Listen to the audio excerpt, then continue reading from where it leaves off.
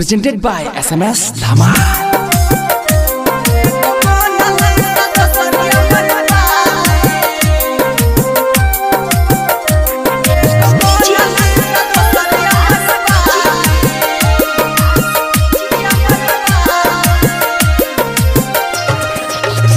हमारा भैया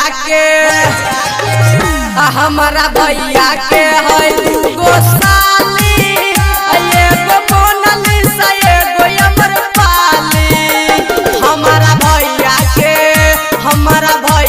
के है दूगो साली, एगो मोनालिसा दोसर Amrapali. Presented by SMS Dhama.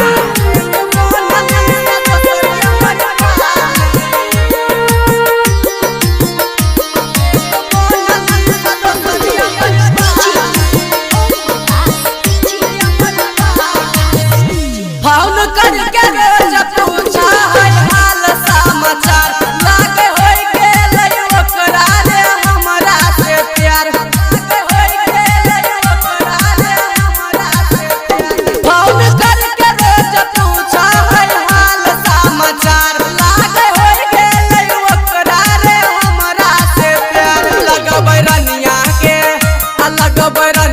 के जे न उठला